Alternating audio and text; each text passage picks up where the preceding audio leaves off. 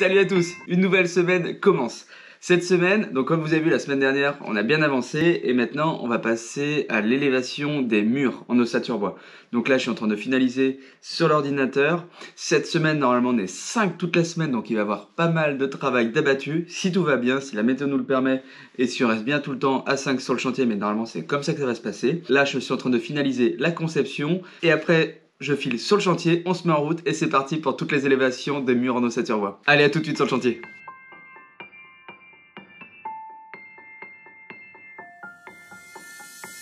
I don't need no one to say you're complicated, 'cause I knew from the start this might be overrated. It's so typical, you wanna give you one more try, even though if your mind is telling you it's all a lie.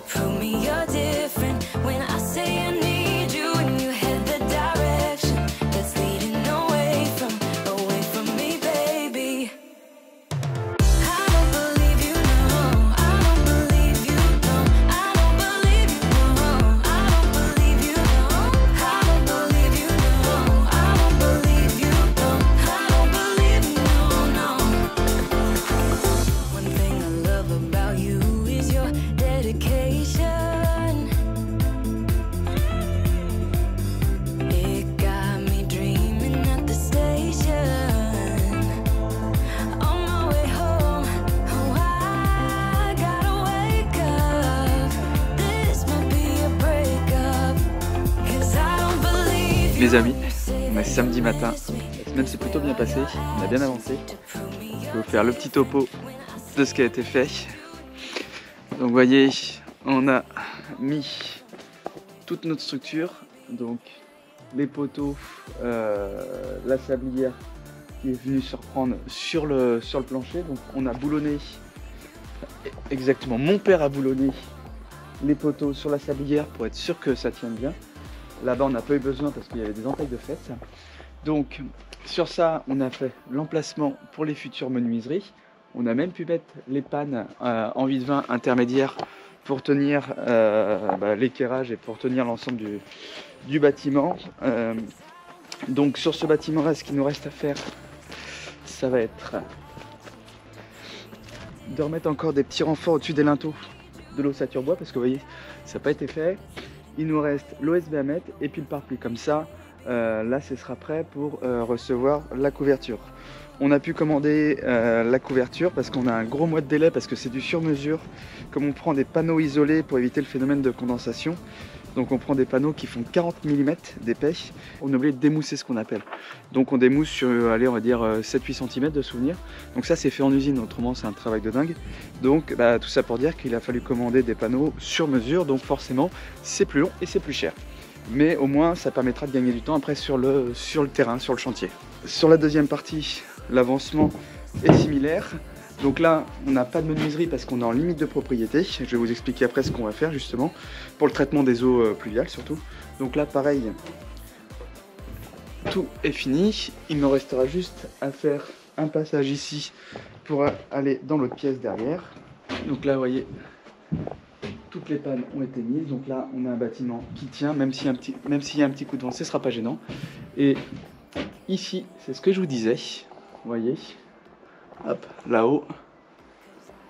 Là, on va faire un chéneau tout du long. Parce que comme on est en limite de propriété, on ne peut pas mettre de gouttière qui déborde chez le voisin. On a prévu un chéneau qui va être habillé en zinc. Et nos tôles acier vont directement aller mourir dedans. On aura une petite particularité sur la jonction entre la toiture existante et la nouvelle toiture. Donc là, on va avoir une pente en monopente. Et on va avoir ce qu'on appelle une noue. Mais en fait c'est plus un chéneau qu'on a. Là on va plus faire un chéneau parce que comme on a très peu de pente, donc là on va faire un chéneau également en zinc pour que les eaux de la petite pente, de la petite monopente et de la toiture existante viennent se rejoindre. Et là on voit qu'il y aura une menuiserie qui viendra ici également. Donc voilà pour le petit tour du samedi matin. Je suis très content. Je suis très content parce que c'est une bonne semaine, ça a bien avancé. C'est l'avantage de l'ossature bois. Quand on se dit qu'il y a 15 jours, il y avait juste des plots béton qui sortaient de la terre. Et là, 15 jours après, vous voyez, il y a tout ça. Donc ça n'a pas chômé. Moi, je continue aujourd'hui. Je vais me mettre sur ce bâtiment-là. Je vais renforcer les façades, comme je vous disais. Mise en place de l'OSB.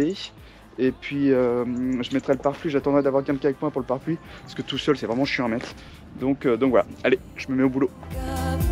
Cause I don't believe you when you say that you miss me. Cause where are your actions?